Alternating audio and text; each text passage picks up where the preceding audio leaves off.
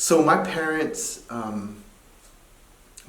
arrived from the Philippines separately. Both of them are from the Ilocos region of the Philippines. My mom is from Lawag proper, the capital of Ilocos Norte. My dad is from just outside of the provincial capital of Ilocos Sur, Vigan. He's actually from San Vicente.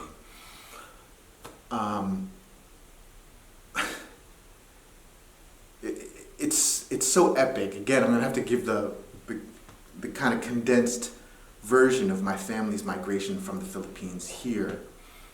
My mom arrived in 1958, which is still inexplicable to me considering the restrictions on immigration from the Philippines until 1965. So this is 7 years before the immigration and naturalization laws get revised to let Filipinos in. I still to this day do not know how she got to the US. She already had her degree, and she lived in the south side of Chicago. She was not going to the University of Chicago, but she was somehow affiliated with some project that the University of Chicago was doing with immigrants. My dad was a Catholic priest, and he was sent to the United States with two senior clergy from the diocese, a bishop and a monsignor, and they were to raise funds for the, I think it was for the seminary back in Vigan, and maybe for some parishes back in the Philippines too. So my dad arrives the week that Marilyn Monroe, the news of Marilyn Monroe's death, and he arrives in California.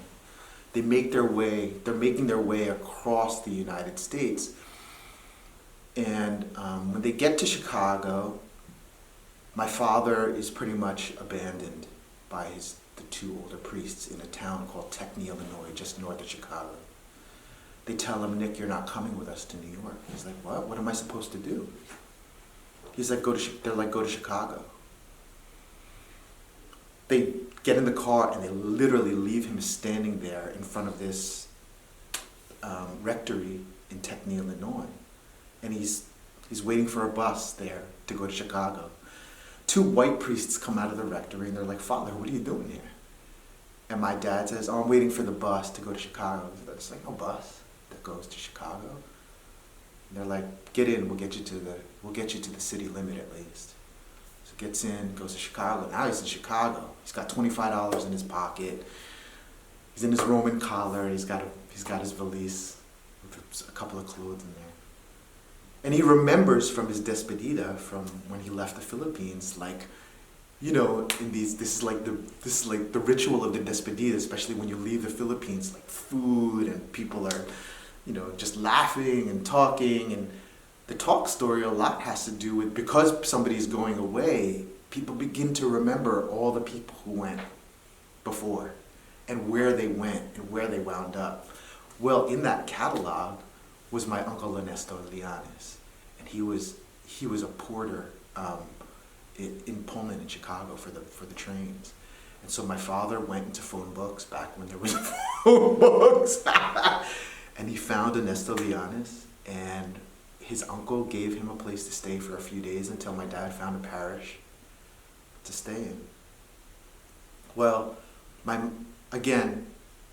haven't even found a way to like write about all this in this kind of detail, even the sort of cursory detail that I'm sharing now. But my mom and dad met at a wedding. There were two people who worked in the hospitals there, two Filipinos. It was a Filipino wedding. And my mom was, according to my mom's friends, my mom was like, "I'm gonna get that guy.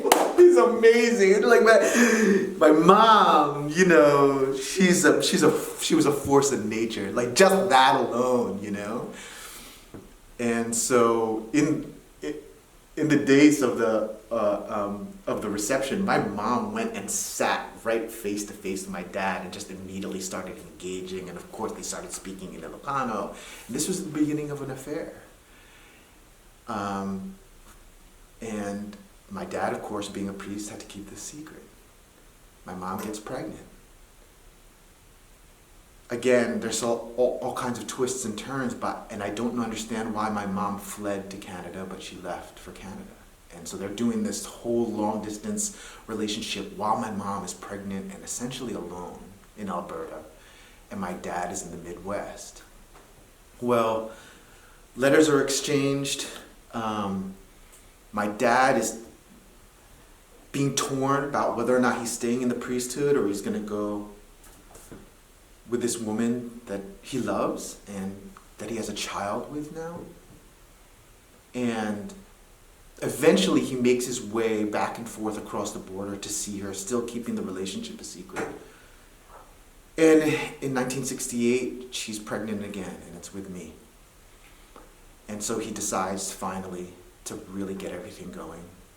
And he puts his papers in, and he finally gets released from the priesthood in December of 1963. He's living in Brooklyn at the time. This is wild